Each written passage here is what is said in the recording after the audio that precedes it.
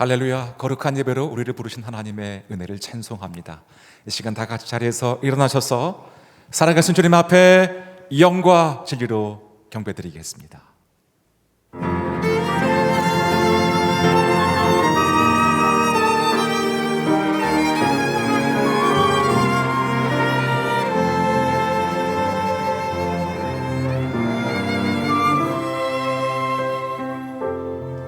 지극히 높은 주님의 나 지성소로 들어갑니다. 세상의 신을 얻고서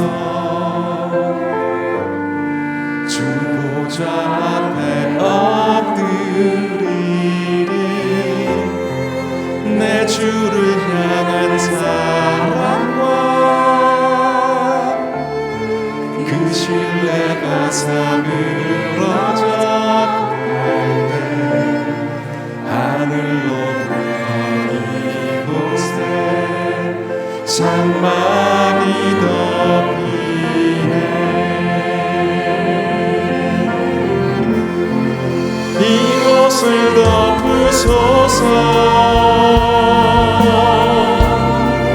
이곳을 비추소서. 내 안에 무너졌던 모든 소망 다 회복하리니. 이곳을 지나소서. 이곳을 만지소서. 온 맘과 힘을 다해 오직 주만 다 경배합니다. 이곳을 덮으소서. 이곳을 덮으소서. 이곳을 비추소서. 내 안에 무너졌던 모든 소망 다 회복하리니. 이곳을 지나소서. 이곳을 만지소서. 온 맘과 힘을 다해 오직 주만 다 경배합니다.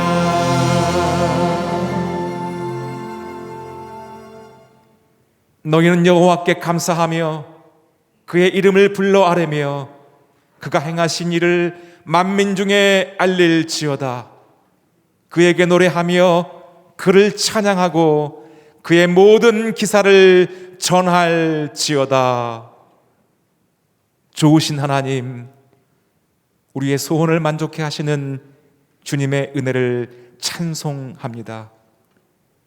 이 시간 온 마음으로 하나님을 바라보며 아버지께 감사의 제사를 올려드립니다.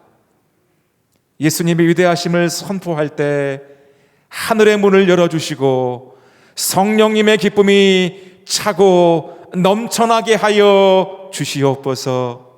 살아계신 예수 그리스도의 이름으로 간절히 기도드리옵나이다. 아멘.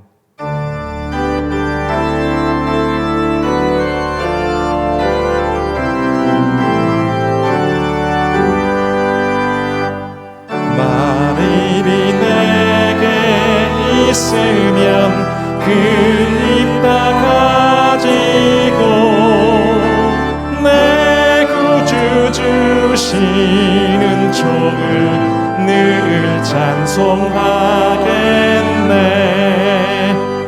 내 은혜로신 하나님 날 도와주시고 그 크신 영광 널리 펴 다 알게 하라. 내 주의 귀한 이름이 내 주의 귀한 이름이 날 위로하시고 이 귀의 음악 같으니 참 희락되도다.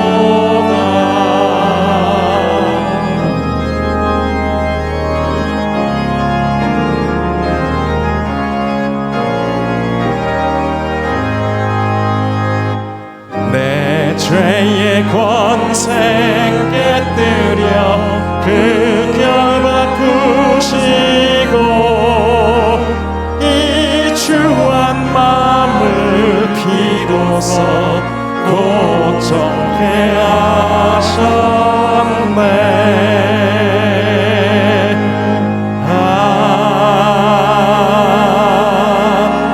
우리를 그리스도의 보혈로 정결케 하신 주께 감사와 찬양과 영광의 박수 드리며 나아가도록 하시겠습니다. 할렐루야.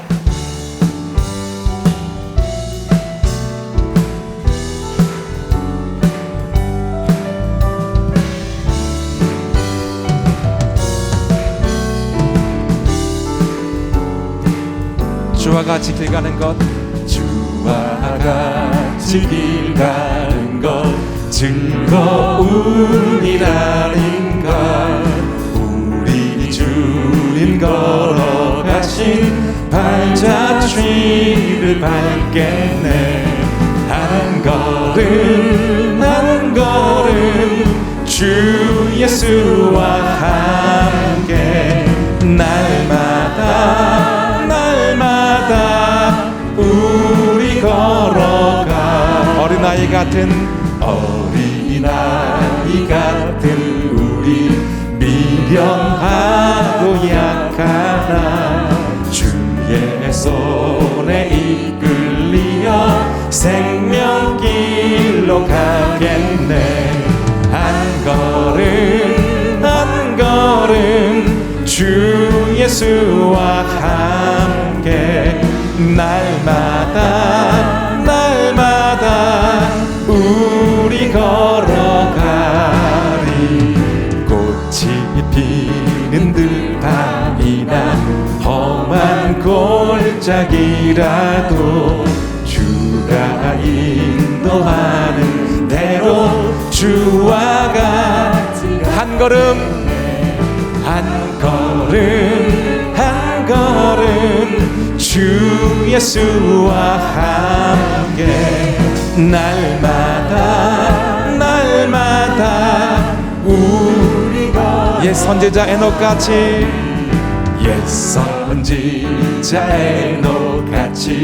우리들도 천국에 들려 올라갈 때까지 주와 같이 걷게. 할렐루야. 한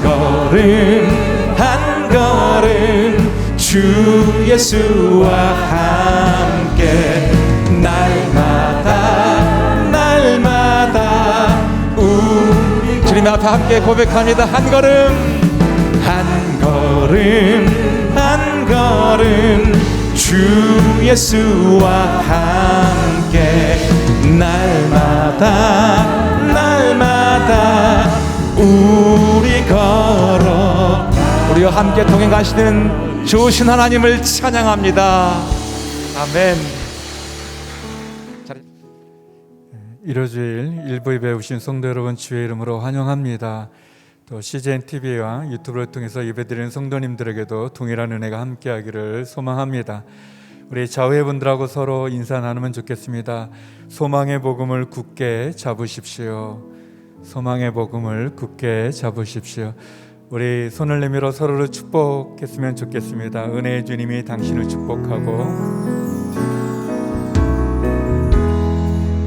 은혜의 주님이 당신을 축복하고 사랑의 주님이 함께 하시네. 은혜의 주님이 당신을 축복하고 사랑의 주님이 함께 하시네. 우리 두 손을 가슴에 대고 은혜의 주님이 내 삶을 은혜의 주님이 내 삶을 축복하고 사랑의 주님이 함께 하시네. 은혜의 주님이 내 삶을 축복하고 사랑의 주님이 함께 하시네. 우리 서로에게 축복의 박수를 나누겠습니다. 하나님 오늘 우리에게 주시는 말씀은 고린도후서 5장 1절에서 10절의 말씀입니다. 우리말 성경 고린도후서 5장 1절에서 10절 말씀을 저와 한 절씩 교독하도록 하시겠습니다. 제가 먼저 읽겠습니다. 우리는 땅 위에 있는 우리의 장막집이 무너지면 하나님께서 지으신 집, 곧 손으로 지은 것이 아닌 하늘에 있는 영원한 집이 우리에게 있는 것을 알고 있습니다. 우리는 하늘로부터 오는 우리의 집으로 덧입기를 간절히 사모하며 이 장막집에서 탄식하고 있습니다. 만일 우리가 이 장막을 벗을지라도 벗은 사람들로 발견되지 않을 것입니다. 우리는 이 장막에 살면서 무거운 짐을 지고 탄식하고 있습니다. 우리는 이 장막을 벗고자 하는 것이 아니라 그 위에 덧입고자 하는 것입니다. 이는 죽을 것이 생명에게 삼켜지게 하려는 것입니다. 우리를 위해 이것을 이루어주시고 우리에게 성령이라는 보증을 주신 분은 하나님이십니다. 그러므로 우리는 항상 담대합니다. 우리가 몸 안에 거하는 동안에는 주에게서 떠나 따로 거한다는 것을 압니다. 우리는 믿음으로 행하고 보는 것으로 행하지 않습니다. 우리가 담대하게 원하는 것은 차라리 몸을 떠나 주와 함께 거하는 것입니다. 그러므로 우리가 몸 안에 있든지 몸을 떠나 있든지 주를 기쁘게 하려고 심습니다. 우리 모두가 그리스도의 심판대 앞에 드러나야 하기 때문입니다. 그 결과 각기 선악간에 몸으로 행한 것에 대해 보응을 받게 될 것입니다. 아멘. 성경을 통해 배우는 참된 믿음은 세상에서의 만사 형통을 가져다 주는 믿음이 아닙니다. 세상 속의 어떤 고난과 시험 속에서도 낙심하지 않을 수 있는 믿음입니다. 바울은 매우 험한 인생을 살았고 또 그의 인생을 통해 나타난 믿음이 바로 모든 성도들이 본받아야 될 참된 성도의 믿음입니다. 이 세상의 기준으로만 볼 때 사도 바울은 가장 비참한 사람이요 또 불행한 인생을 살았다고 말할 수 있습니다. 그러나 이 세상 가운데 가장 혹독한 시험과 고난 속에서도 기쁨을 누리고 또한 평강을 누리고 그리고 참된 하늘의 복을 누린 사람을 꼽으라고 한다면 바로 사도 바울일 것입니다. 그토록 많은 위험과 고난을 겪으면서도 어떻게 그렇게 낙심하지 않을 수 있는지를 우리가 바라볼 때 참된 믿음의 비밀을 배울 수가 있는 것입니다. 지난주에 살펴본 말씀대로 그는 자신이 당하는 모든 고난을 능히 이길 수 있는 그 영원한 영광을 바라보았습니다. 그래서 자신이 당하는 모든 이 고난을 잠시 당하는 가벼운 고난이다 그렇게 표현했습니다. 잠시 당하는 가벼운 고난으로 여길 수 있었던 것은 그 영원한 영광을 바라보았기 때문입니다. 보이는 이 세상을 바라보지 않고 보이지 않는 영원한 영광을 바라보았기 때문입니다. 우리는 보이는 현실에 늘 갇혀서 살아갑니다. 올해가 기축년이라고 해서 곳곳에 소구름이 많이 그려져 있더라고요. 그래서 여러 곳에 이렇게 붙여있는 인사를 보니까 요즘 소로 끝나더라고요. 나는 처음에 왜 소로 다 끝나나. 새해 복 많이 받으소. 이런 소로 다 끝나더라고요. 그래서 왜 이렇게 갑자기 이런 단어가 된다 그랬더니 소의 해라고 그러더라고요. 이 소는 시원한 물에 서 있거나 기름진 푸른 풀밭에 누워있기만 하면 그저 만족할 뿐입니다. 우리도 때로 소처럼 환경에 매여 좋은 환경에서는 만족하고, 그러나 고난과 광야를 만나면 낙심하는 환경에 매인 생애가 아닌가. 더욱이 죽음이 다가오게 되면 절망하고 두려워하는 인생이 아닌가 생각합니다. 그러나 바울은 고난 속에서도 낙심하지 않았고 죽음 앞에서도 절망하지 않았습니다. 모두가 직면한 이 가장 큰 위기인 죽음 앞에서도 추워도 낙심하지 않았습니다. 왜, 어떻게 그럴 수 있을까? 그것은 예수 그리스도의 이 십자가의 복음 아래서 이 죽음을 이해했기 때문입니다. 이 죽음의 진실을 깨달았기 때문입니다. 이 죽음을 통해 일하시는 이 하나님의 놀라우신 일을 깨달았기 때문입니다. 죽음이야말로 하나님께서 일하시는 매우 중요한 통로라는 것을 알게 되었기 때문입니다. 그래서 자신에게 일어날 수 있는 최악의 일, 곧 죽음, 이 죽음을 그는 평안한 마음으로, 담대한 믿음으로 해석하고 또한 확신할 수 있었습니다.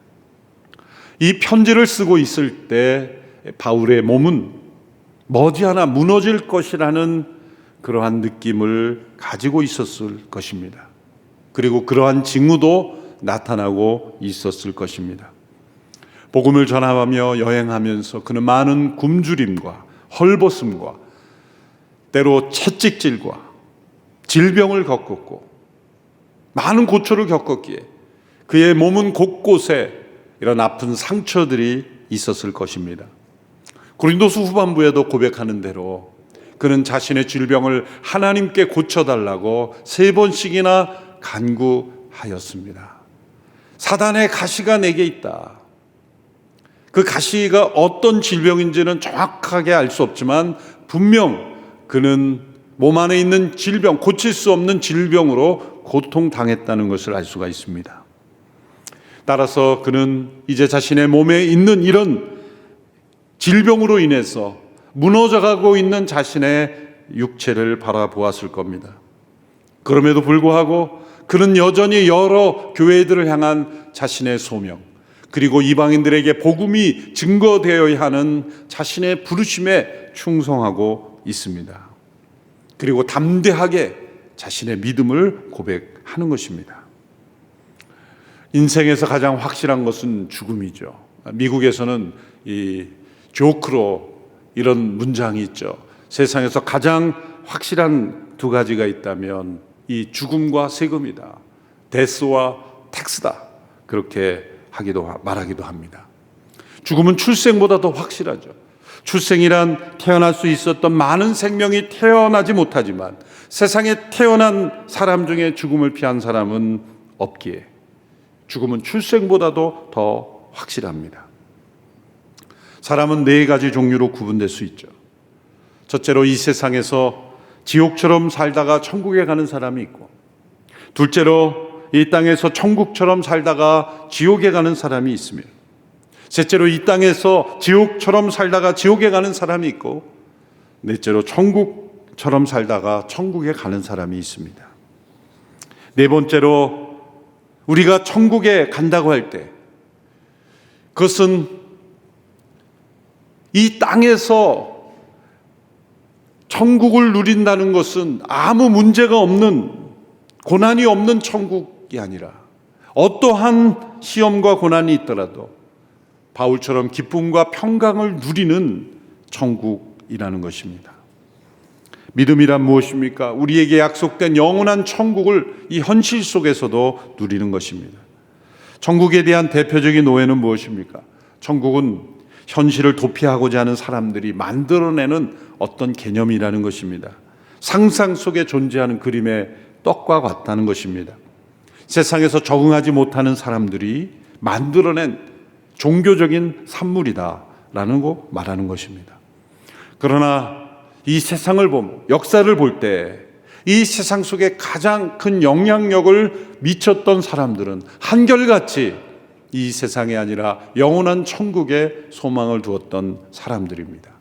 천국을 소망할수록 이 땅에서도 어떠한 고난 속에서도 천국을 누리며 산다는 겁니다. 자신만의 천국이 아니라 많은 사람들에게 영향을 미치는 삶을 산다는 거죠. C.S. 루이스가 이 영역에 대해서 이런 말을 남겼습니다. 역사를 더듬어 보면 이 세상을 위해 가장 많이 일한 그리스도인들은 바로 다음 세상에 대해 가장 많이 생각했던 사람들이었음을 알게 됩니다. 그러나 대부분의 그리스도인들이 다음 세상에 대하여 더 이상 생각하지 않게 되면서 기독교는 세상에서 그 힘을 잃고 말았습니다. 천국을 향하면 세상을 덤으로 얻을 것입니다. 그러나 세상을 향하면 둘 다 잃을 것입니다. 로마 제국을 변화시켰던 사도들, 노예 제도를 철폐시킨 영국의 복음 전도자들, 미국의 대각성 운동을 일으켰던 영적 지도자들, 이 대한민국 조선 땅에 와서 구습을 철폐하고 악습을 철폐하고 그리고 인권을 보호하고 참된 자유를 얻게 해주었던 믿음의 조상들을 한결같이 그들의 믿음이 천국을 바라보았기 때문입니다. 마음을 천국에 고정시킨 사람들이 이 땅에서 진정 하나님의 뜻의 통로가 되고 세상을 변화시켰던 것입니다. 바로 바울이 그랬습니다. 바울이 그 모든 고난과 시험을 통과하며 그 가운데서도 어떻게 기뻐하며 평강을 누리며 마치 천국을 사는 사람처럼 살 수 있었을까? 그것은 예수 그리스도의 복음의 빛으로 자신의 죽음을 바라보았기 때문입니다. 죽음을 그저 맞닥뜨리면 우리는 두려워하고 당황할 수밖에 없습니다.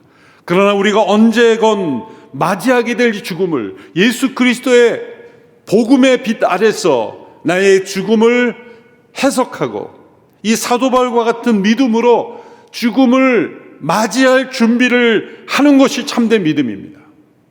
참된 믿음은 이 땅에서 죽지 않을 것처럼 그렇게 계속해서 세상에 속한 인생만을 추구하는 것이 아니라 언젠가 다가오게 될 죽음을 복음의 빛으로, 믿음의 빛으로, 그리고 죽음 이후에 우리에게 예비된 영원한 천국을 소망하는 믿음으로 받아들이며 준비하는 삶, 그것이 참된 믿음의 삶이요. 그리고 그러한 믿음이 우리의 삶을 변화시킬 겁니다. 그것은 세상을 회피하는 것이 아니라 도리어 세상 속에 더 깊이 들어가는 것입니다. 바울은 어떻게 죽음을 이해했기에 고난 속에서도 담대할 수 있는지를 세 가지 이미지를 통해 설명하고 있습니다. 첫 번째 이미지는 집의 이미지입니다.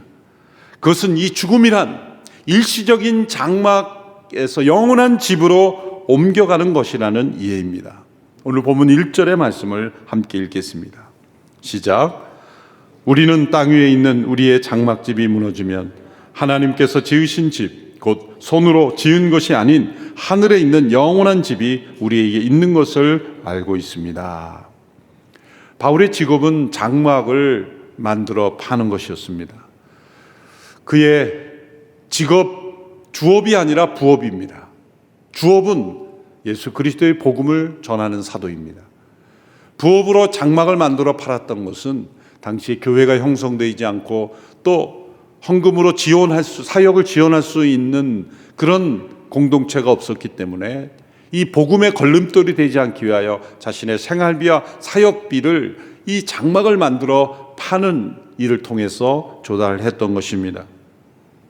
그러므로 이 장막에 대해서 매우 익숙한 사람이죠. 그러나 혼자 일했기 때문에 큰 장막이나 호화로운 장막을 제작하지는 못했을 겁니다. 그런 자본도 없었을 겁니다.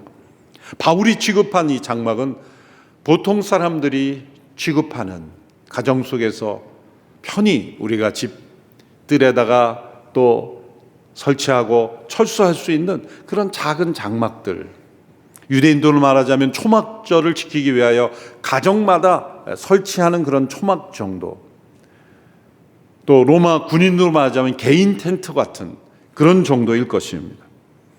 설치하는데 큰 힘이 들지 않지만 또 철수하는데도 큰 힘이 들지 않는 그러한 간편한 구조물일 겁니다. 그 장막이 철수되는 데는 그다지 큰 힘이 들지 않는 것, 바로 그러한 모습을 우리의 육체, 곧 몸을 비유한 것입니다. 우리의 몸이 무너지는 데는 그렇게 큰 힘이 필요하지 않습니다. 우리의 몸을 지탱하는 데는 많은 에너지가 들어가지만 우리의 몸이 얼마나 연약한지를 지금 우리는 경험하고 있지 않습니까? 작은 코로나19 바이러스 하나가 온 세상을 멈췄고 수많은 사람들을 지금 생명을 앗아가고 있습니다.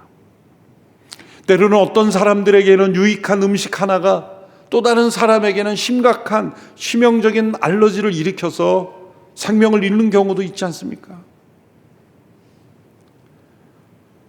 미세먼지 같은 그러한 것들이 우리의 숨통을 막아놓을 수도 있지 않습니까? 매일매일 살아가는 것 자체가 기적의 연속이라고 말할 수밖에 없습니다.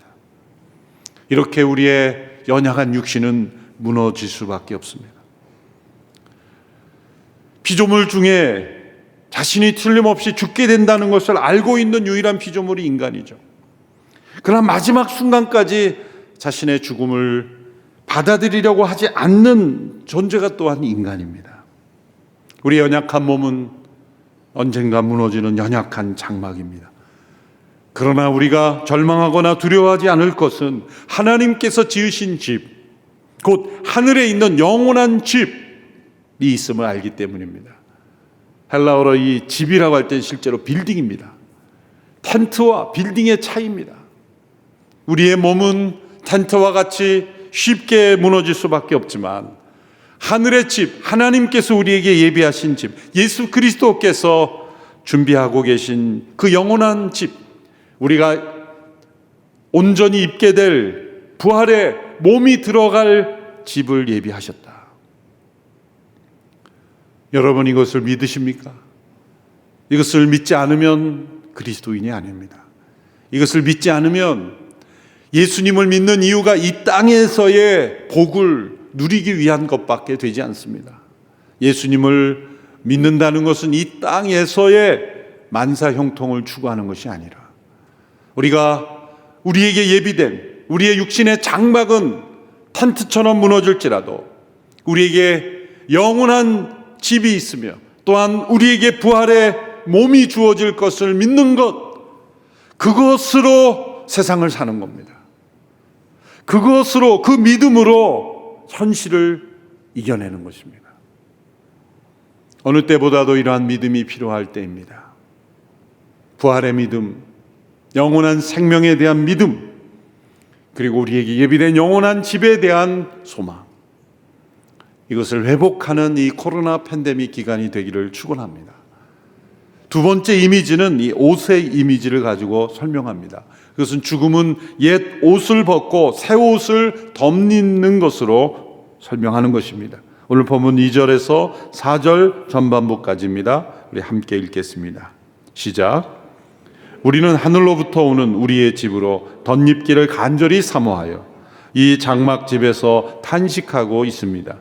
만일 우리가 이 장막을 벗을지라도 벗은 사람들로 발견되지 않을 것입니다. 우리는 이 장막에 살면서 무거운 짐을 지고 탄식하고 있습니다.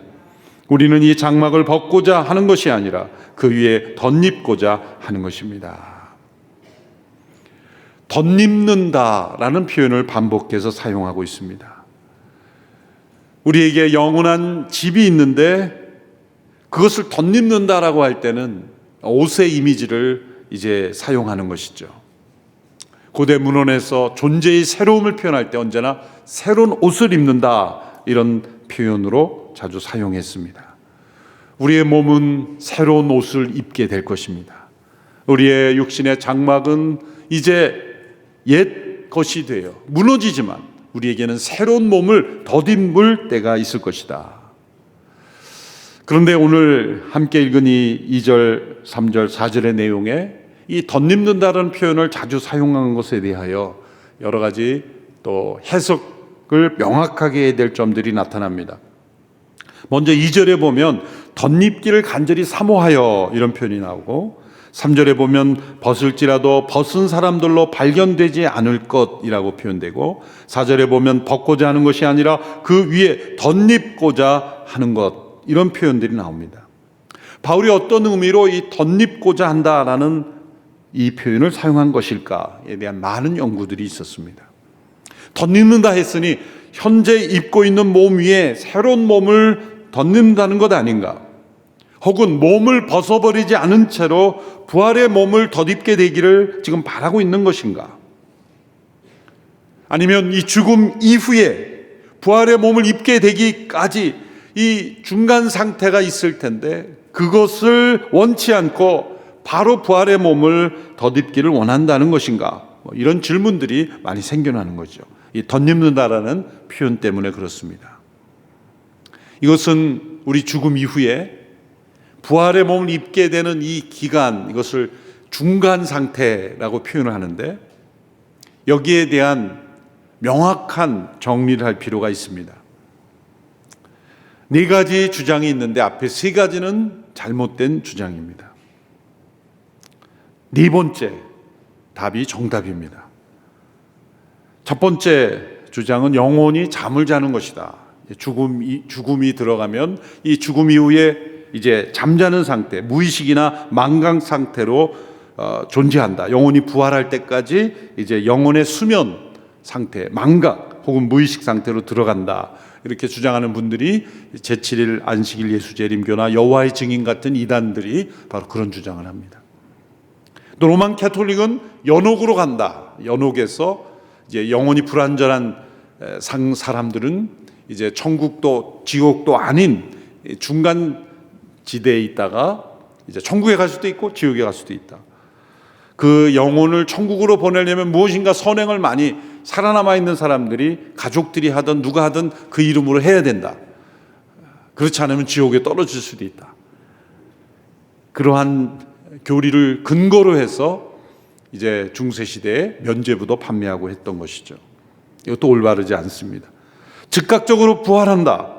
죽는 즉시 육신의 몸에서 분리되어 이 부활의 몸으로 변화된다. 그래서 이 바울이 덧입기를 원한다. 벗은 사람들로 발견되지 않고 덧입기를 사모한다 그랬을 때 그래서 곧바로 부활의 몸으로 변화된다고 주장하는 것 아닌가라는 질문을 던진 겁니다. 그렇지 않습니다. 바울의 모든 서신들 그리고 성경의 전체의 맥락에서 해석하는 4번째 해석이 올바른 해석입니다. 그것은 우리가 죽은 직후에 우리의 영혼은 주와 함께 거하게 됩니다. 주님의 임재 안에 거하게 됩니다. 그러나 몸의 부활을 기다리고 있는 겁니다.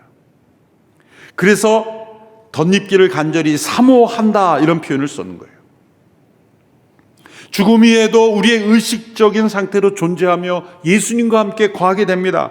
무의 상태, 무의식의 상태, 망각의 상태, 그런 상태로 들어가는 것이 아닙니다.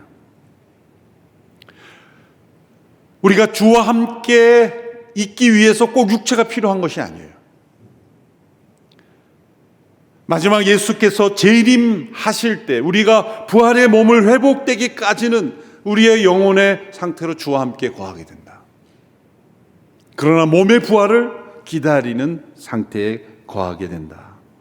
우리의 육체는 완전하고 최종적이고 영광스러운 상태로 부활의 몸을 덧입을 때까지 그 기간의 중간 상태가 있다.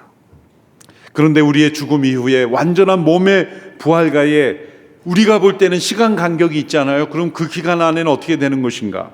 사실 죽음 이후에는 시간의 상태를 넘어서는 존재의 상태이기 때문에 우리에게는 살아남아 있는 사람에게는 시간적인 흐름이 있지만 죽음 이후에 주와 함께 있는 분들은 그 시간 간격을 감지할 수 없을 것이죠. 죽음 이후에 온전한 부활에 이르기까지 그 몸의 영원한 영광을 덧입기를 사모하는, 그러나 주와 함께 거하는, 주와 함께 있는 그러한 상태가 바로 이 중간 상태라는 겁니다. 이러한 믿음이 없은 사람들은 죽음을 두려워합니다. 죽음 이후에 영혼은 떠도는 것인가? 아니면 어떻게 되는 것인가? 많은 두려움이 있죠. 그러나 우리가 가진 의식 그대로 주와 함께 존재하고 그리고 약속하신 몸의 부활을 우리는 바라보게 될 거예요. 그러니 두려워할 필요가 없는 거죠. 우리의 육신이 무너지는 것으로 두려워할 필요가 없다는 거예요. 종교개혁 이전에 살던 사람들은, 특별히 악한 일을 많이 했던 사람들이 그랬다 그러는데, 죽을 때가 되면 두려움에 사로잡혀서 이 수도원으로 가서 수도사들의 옷을 그렇게 구입했다 그래요. 그래서 죽기 직전에 입고 또 죽음 때 입으려고. 왜 그럴까요? 수도사들이 이 수도를 많이 했기 때문에 심판대 앞에 섰을 때 조금 더 나은 심판을 받으려고 했겠죠. 얼마나 어리석은 공상입니까? 우리는 오직 예수 그리스도로 옷 입어야 합니다. 우리가 예수 그리스도의 의에 옷을 입고 그분으로 옷 입는다면 우리에게 앞에 놓여 있는 심판은 두려워할 필요가 없는 겁니다. 이제 세 번째 이미지로 넘어가서 이 씨앗의 이미지를 가지고 설명합니다. 그것은 이 죽음이 영원한 생명에 의해 삼켜져서 새로운 시작이 된다는 겁니다. 오늘 보면 5장 4절 후반부 마지막 내용을 우리 함께 자막을 통해 읽겠습니다. 시작. 이는 죽을 것이 생명에게 삼켜지게 하려는 것입니다. 죽을 것, 그리고 그 죽음이 생명, 이 생명은 영원한 생명인데 그 생명에 삼켜지게 된다라는 겁니다. 이 죽음이 생명에 삼켜지게 되는 가장 중요하고 정확한 예가 바로 씨앗입니다. 사실 이 표현은 사도 바울이 고린도전서에서 이미 15장의 그 부활을 설명하는 장에서 오랜 내용, 긴 내용으로 설명을 했기 때문에 이 후서에서는 짧게 설명하는 거예요. 고린도전서 15장 54절에서 이런 구절이 나오죠. 앞부분에 쭉 설명을 하다가 이 썩을 몸이 썩지 않을 것을 입고 이 죽을 몸이 죽지 않을 것을 입을 때는 기록되어 있는 이 말씀이 이루어질 것입니다. 사망이 삼켜져 승리를 얻었도다. 이 죽음이 삼켜진다는 거죠. 무엇에 의해서? 생명에 의해서. 그 예를 고린도 15장에서 씨앗을 통해 이미 주어졌어요. 씨앗이 땅에 떨어지면 썩어져 죽습니다. 그러나 그 죽음은 소멸로 끝나는 것이 아니라 그 죽음 자체가 지금 생명에 의해서 삼켜지고 있는 죽음이라는 거예요. 땅에 뿌려진 이 씨앗이 썩어진 것을 보고 통곡하는 농부가 없죠. 썩지 않은 것이 통곡할 일이죠. 그 씨앗이 썩어지는 것은 소멸되는 썩어짐이 아니라는 거죠. 씨앗의 이 죽음은, 열매가 썩어지는 것은 소멸되는 거예요. 그러나 씨앗이 소멸되는 것은 죽음이 지금 삼키고 있는 것이다. 그 생명이 죽음을 삼킴으로 이 죽음은 새로운 시작이 되며 열매 맺게 되는 것이다. 바울이 고린도전서 15장 54절에서 사망이 삼켜서 승리 얻었다는 말씀을 이사야 25장 8절의 말씀을 인용한 겁니다. 구약에서 이미 하나님께서 이것을 약속하셨어요. 이사야 25장 8절의 말씀을 우리 같이 읽겠습니다. 시작. 그는 죽음을 영원히 삼키실 것이다. 주 여호와께서 모든 얼굴에서 눈물을 닦아주시고 주의 백성들의 수치를 온 땅에서 씻어내실 것이다. 이것은 여호와께서 말씀하신 것이다. 죽음을 영원히 삼키실 것이다 약속하셨어요. 예수 그리스도의 십자가를 통해, 부활의 생명을 통하여 모든 백성들의 수치와 죄를 다 씻어내시기 위해서 하나님께서, 영원한 생명의 주인이신 하나님께서 죽음을 영원히 삼키실 것이다. 예수 그리스도를 믿는 자에게 영원한 생명을 주시고 씨앗 안에 생명을 담아두셨듯이 씨앗과 같은 연약한 우리의 육신, 썩어져 무너질 수밖에 없는 우리의 육신, 죽음을 맞이할 수밖에 없는 우리의 육신 안에 영원한 생명을 주셨기에 우리의 죽음은 이제 생명이 죽음을 삼키는 사건이라는 거예요. 우리의 몸이 무너질 때 두려워하지 마십시오. 우리 안에 있는 생명이 죽음을 삼키는 과정이에요. 이미 자연 속에 이 씨앗이라는 작은 이 존재 속에 하나님은 이 부활의 영원한 생명의 변화를 이미 넣어주신 겁니다. 작은 씨앗 안에 그러한 변화가 일어난다는 것을 믿어요, 사람들은. 그렇잖아요. 일어나니까, 실제로 일어나니까 믿어요. 그걸 보고 기적이 일어났다고 막 신문에 대서특필하는 사람 없어요. 늘 일어나니까. 그걸 알고 보면 얼마나 큰 기적입니까? 그 작은 그 씨앗 안에 있는 생명이 그 씨앗의 존재를 죽음으로 삼켜버리고, 그리고 그 안에서 식물이 자라나서 하늘을 향해 자라나서 열매를 맺는다는 것, 이것만큼 기적이 어디 있어요? 그렇다면 동일하게 우리의 육신의 장막이 무너질 때 우리에게 영원한 몸이 더딥혀지는 과정 속에 생명이 죽음을 삼키고 우리가 새로운 존재로 변화된다는 것을 믿는 것을 누가 어리석다고 말할 수가 있겠어요?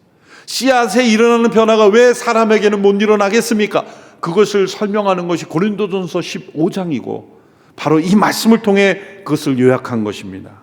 그리고 그것은 이미 구약에서 여러 번 생명이 죽음을 삼키는 일이 일어날 것이다라고 말씀하신 겁니다.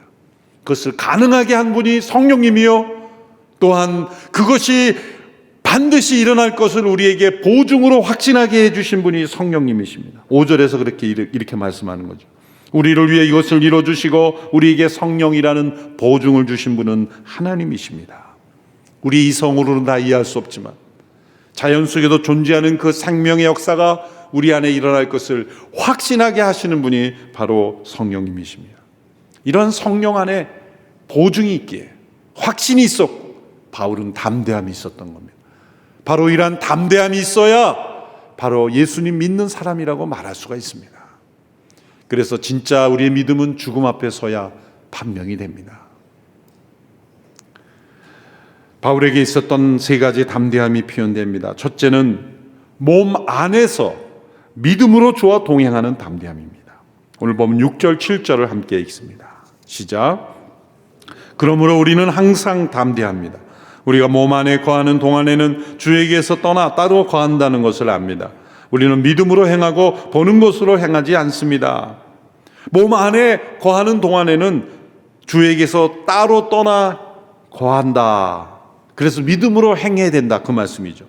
그것은 우리가 몸 안에 있을 때는 주님의 물리적인 임재는 가능하지 않습니다. 물리적인 임재, 환상이나 어떠한 그 징조를 통하여 주께서 보여주실 수는 있어요. 잠시 알티 켄달 목사님이 18세 때인가요, 고속도로 가는 동안에 그 예수님의 임재가 환상 속에 육체의 눈으로 보고 듣는 그런 임재를 그런 현상으로는 경험하지만 물리적인 임재로 예수님은 볼 수 없어요.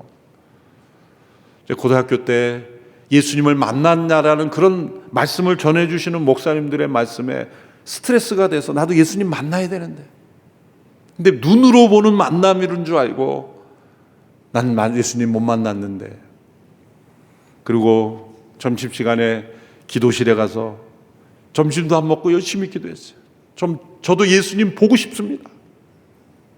예수님 만났냐고 말하는 그런 분들 때문에 나도 만나야 되는데, 나도 교회 다니고 예배 드리고, 제가 그래도 중고등부 회장인데 예수님 한번 봐야 되지 않습니까? 그리고 기도를 마치는데 배만 고팠어요. 예수님 못 봤어요. 몸 안에 있는 동안에는 믿음으로 만난다는 것을 대학 올라가서 깨달은 거예요. 물리적으로 보는 게 아니에요. 몸 안에 있을 때는 믿음으로 주와 동행하는 거예요. 그러나 그 믿음은 영혼의 눈이기에 그 주님과 동행할 수 있어요. 두 번째 담대함은 어떤 담대함입니까? 몸을 떠나서 주와 함께 거하고자 하는 담대함입니다. 5장 8절의 말씀을 보십시오. 우리가 담대하게 원하는 것은 차라리 몸을 떠나 주와 함께 거하는 것입니다. 몸을 떠나, 이것은 죽음을 의미하죠. 죽음을 몸을 떠나는 것이라고 말합니다. 그러나 주와 함께 거하는 것이다. 자신이 몸을 떠나는 죽음이 주와 함께 거하는 상태로 들어간다는 확신이 있었습니다. 무덤에 있는 성도들의 몸은 소멸될지 모르지만 그 영혼은 주와 함께 살아있는 것입니다. 의식을 가지고 주와 함께 거하는데 몸이 꼭 필요한 것은 아닙니다. 몸이 없는 상태에서도 몸을 떠나 주와 함께 있을 것을 아는 것입니다. 지금은 몸 안에서 믿음으로 주와 함께 있는 것입니다. 이제 죽음을 통하여서는 몸을 떠나 주와 함께 있는 겁니다. 그래서 빌립보서에서도 하루속히 몸을 떠나 주와 함께 있기를 갈망했어요. 그러나 몸 안에 있어야 될 사명과 삶의 목적이 있기에 그 성도들을 위해서 내가 몸 안에 있기를 원했던 겁니다. 죽음을 두려워하지 않는 이유, 그것은 곧바로 부활의 몸이 된다는 믿음이 아니라 몸을 떠나면 주와 함께 있고 그리고 그리스도께서 재림하실 때 온전한 부활의 몸을 덧입게 될 것이다 라는 믿음 때문에 담대할 수 있었던 겁니다. 세 번째 담대함은 그리스도의 심판대 앞에서의 담대함입니다. 9절 10절을 같이 읽어보겠습니다. 시작. 그러므로 우리가 몸 안에 있든지 몸을 떠나 있든지 주를 기쁘게 하려고 힘씁니다. 우리 모두가 그리스도의 심판대 앞에 드러나야 하기 때문입니다. 그 결과 각기 선악간에 몸으로 행한 것에 대해 보응을 받게 될 것입니다. 우리가 몸 안에서는 믿음으로, 그리고 몸을 떠나서는 주와 함께 거하게 될 텐데 어떤 상황이든지 우리의 목적은 주를 기쁘시게 하려는 것이 되어야 한다. 왜냐하면 그리스도의 심판대 앞에서 담대한 자가 되어야 되기 때문입니다. 여러분, 믿는 이들에게도 심판이 있습니다. 천국과 지옥을 구별하는 심판이 아니라 믿는 자답게 살았는지를 심판하는 보응의 심판입니다. 주께서 맡겨주신 청지기로서의 삶을 잘 감당했는지 칭찬받느냐 아니면 책망받느냐의 심판, 우리의 몸으로 행한 모든 것에 대한 심판입니다. 왜냐하면 우리는 선한 일에 의하여 구원받지는 않았지만 선한 일을 위하여 구원받았기 때문입니다. 우리가 선한 일로 구원받는 것은 아닙니다. 그러나 선한 일을 위하여 우리는 구원받았기에 우리의 삶 속에 그리스도의 심판대 앞에 섰을 때 담대할 수 있는 우리의 삶이 되어야 된다는 겁니다. 우리의 삶이 행복하지 않은 이유는 고난 때문이 아닙니다. 주를 기쁘시게 하려는 목적이 없기 때문입니다. 주를 기쁘시게 하는 삶이 우리의 목표가 된다면 우리는 시험과 고난 속에서 더욱 주를 기쁘시게 할 수 있죠. 시험과 고난이 없어야만 행복한 것은 세상적인 기준입니다. 시험과 고난 속에서 주를 기쁘시게 한다면 우리의 삶은 더욱더 기쁨과 행복을 누릴 수가 있을 겁니다. 아프리카에서 40년 넘게 주를 섬기며 사역했던 헨리 모리슨이라는 선교사님이 있습니다. 이제 미국으로 돌아오는 배에서 이런 생각을 하게 되었습니다. 40년 동안이나 내가 고국을 떨어져 있었을 텐데 누가 과연 나를 기억할 수 있을까? 그러면서 배를 타고 돌아오는 것이었습니다. 그런데 공교롭게도 그 배에는 미국 대통령 루즈벨트 대통령이 아프리카 어느 나라를 방문하고 또 사냥 여행까지 하고 그렇게 돌아오는 길에 있었다는 겁니다. 배가 뉴욕 항구에 들어설 때 이 헨리 모리슨 선교사는 자신을 환영하러 온 누군가가 있는지 그 항구 쪽을 바라보게 되었어요. 그런데 수천 명의 사람들이 환호하며 밴드가 연주되며 항구 곳곳에 웰컴 홈이라는 배너가 걸려 있었습니다. 헨리 선교사 부부는 그 수많은 사람들 중에 그래도 자신들을 환영하러 온 사람들이 누군가 있겠지, 많은 사람들이 나를 환영하겠구나라는 기대를 가졌습니다. 그런데 그들이 배에서 내렸을 때 환영 인파는 다 사라지고 없었습니다. 그들은 루즈벨트 대통령을 환영하러 온 사람들이었다는 것을 알게 되었습니다. 헨리 모리슨 선교사는 매우 무겁고 실망한 마음으로 숙소로 돌아가 의자에 앉아 아내에게 이렇게 낙심한 모습으로 말했습니다. 여보, 우리가 40년 동안이나 우리의 모든 삶에 모든 것을 다 쏟아부어 주님을 섬기고 돌아왔는데 사냥 여행을 하고 돌아오는 대통령을 위해서는 수많은 사람들이 저렇게 환영하지만 이 사역을 마치고 돌아온 우리들을 위해서는 단 한 사람도 우리를 환영하러 온 사람이 없네요. 이런 낙심적인 말을 했어요. 그의 아내가 남편 옆에 앉아서 어깨에 손을 얹고 이런 말로, 잊을 수 없는 말로 위로했다고 합니다. 헨리, 당신이 한 가지 잊은 게 있어요. 당신은 아직 집에 도착한 것이 아니에요. 우리는 아직 집에 도착한 것이 아니에요. 미국이 우리의 집이 아닙니다. 우리는 집에 온 것이 아닙니다. 우리는 이 땅에 잠시 텐트를 치고 여행하는 것입니다. 아무리 평안하고 안전한 환경 속에 있어, 그것은 텐트일 뿐이에요. 그리고 우리의 몸이 텐트일 뿐이에요. 언젠가 우리의 몸은 무너지게 될 것입니다.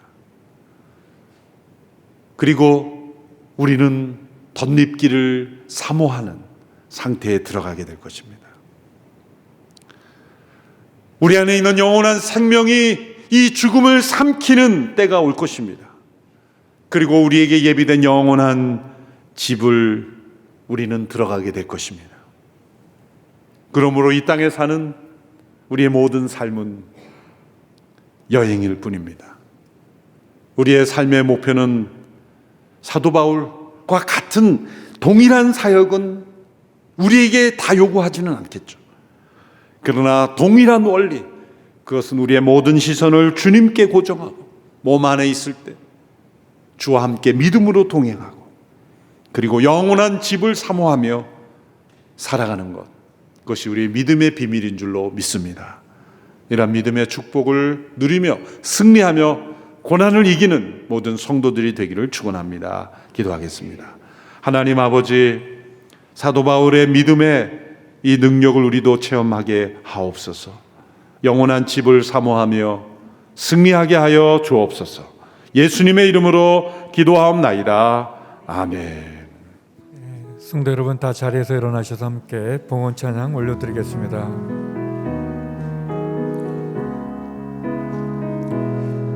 주 선한 능력으로 안으시네.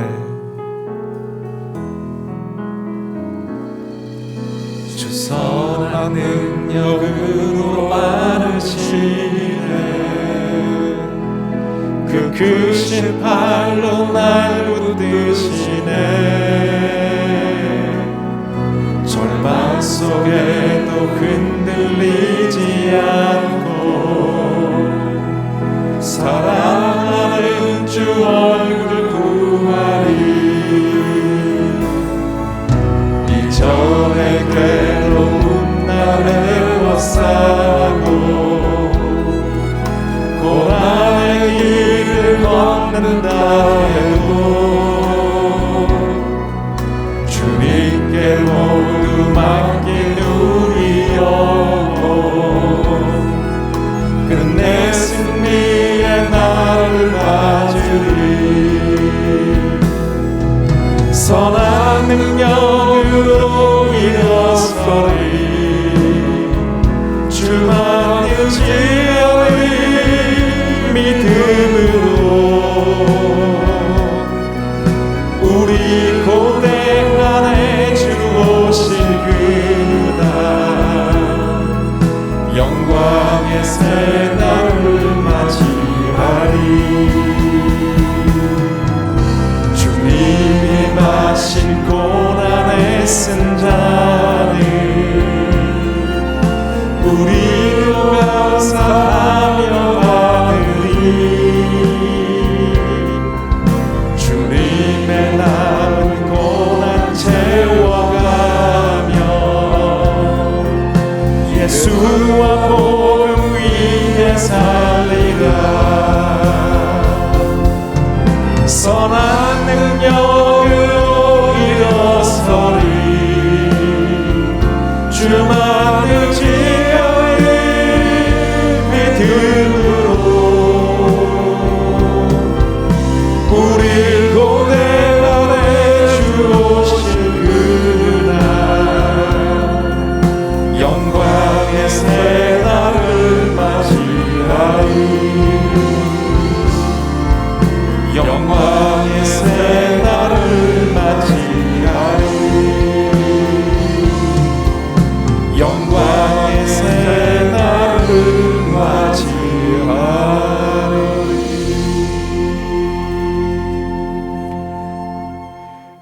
거룩하신 아버지 하나님, 우리의 시선을 주님께 고정하고 믿음으로 주님과 동행하며 온전한 부활의 몸으로 담대하게 심판대 앞에 서기까지 영원한 집을 삼으며 승리하며 살아가는 저희들이 되게 하여 주시옵소서. 마음과 정성을 다하여 주님께 예물을 올려드립니다. 주의 뜻 가운데 사용하여 주시고 교회 개척 프로그램 복음과 도시를 향한 우리의 비전 헌금을 하나님 귀하게 받아 주시옵소서. 병상에 있는 한우들을 기억하여 주시고 경제적인 어려움에 있는 성도들, 마음의 소원으로 주님 앞에 부르짖는 성도의 기도에 함께하여 주옵소서. 이제는 우리 주 예수 그리스도의 은혜와 아버지 하나님의 그 크신 사랑과 성령의 교통하심이 이 땅에 살면서도 영원한 집을 사모하며 바라보며 승리하기를 소망하는 머리 숙인 주의 성도님들 가운데, 이 나라 이민족 선교사님 가운데 이제로부터 영원히 함께 얻길 간절히 축원하옵나이다. 아멘.